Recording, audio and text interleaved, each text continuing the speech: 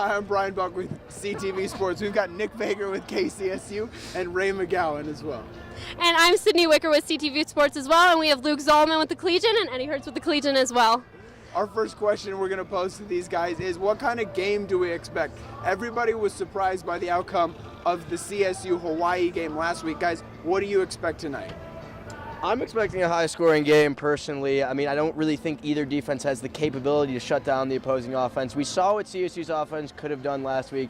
Despite the poor defensive play, CSU has Montez coming back as well as a pair of talented receivers, so I'm expecting a shootout.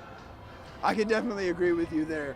Last week, we saw CSU put up a ton of points in the second half. Their defense wasn't there, and CSU's strength was the wide receiver position, and CU just lost all their great DBs to the NFL, so that's a position of question for them.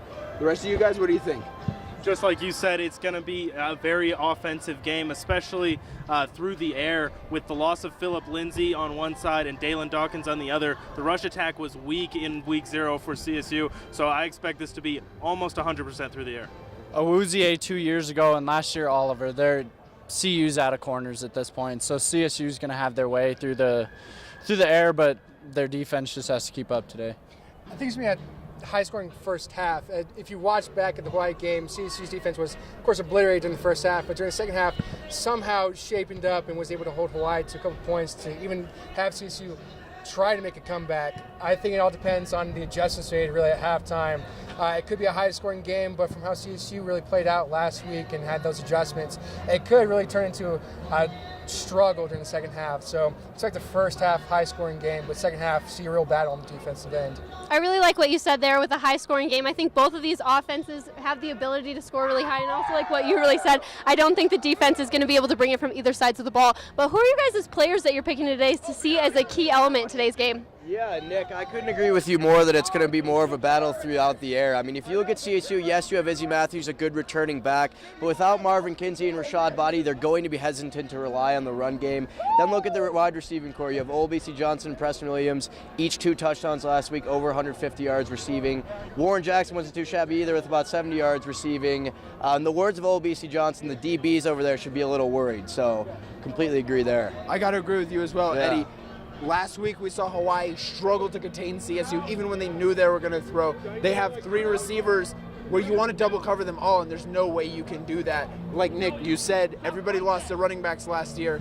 Air game is what it's going to be, and I think CSU's wide receivers have a chance to step up and shine. Just building on that air game from the other side, Montez is the biggest key today, I feel like. Running, throwing, he has it all. So CSU's going to have a tough time, especially after they struggled with McDonald last year. If they can hope to contain him, maybe 350 or less overall yards, I mean, then you really have a chance. But other than that, I mean, Montez should have his way today. Well, you keep on talking about the receiver core. How about the guy mailing the balls over to the receivers, KJ Carter-Samuels? Last week, broke the program record for throwing yards, 5 touchdowns, and only 1 interception. It was fantastic. If he can continue to put the balls in the right places for Preston Williams as Olabisi Johnson, I think he can do a fantastic job and have another, high percentage throws and continue to have those high yard games. It just depends on how smart he is, especially against that linebacker core that Colorado has. It just depends on how far he throws and that high to medium range balls he did a fantastic job of. It all depends on how smart he throws and making sure he doesn't turn over the ball. Just like you said, the air game, that's what we've been talking about a lot, and that's why for CSU my key player is going to be Izzy Matthews. It's a tough front 7, and if he can get his game going, get maybe something going, a couple of nice runs early in this matchup, it's going to get CU off and open up that pass game a lot.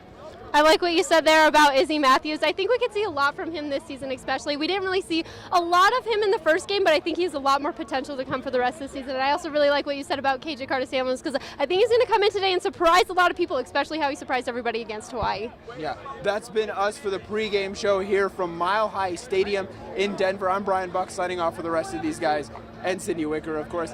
Enjoy the game, Ram fans.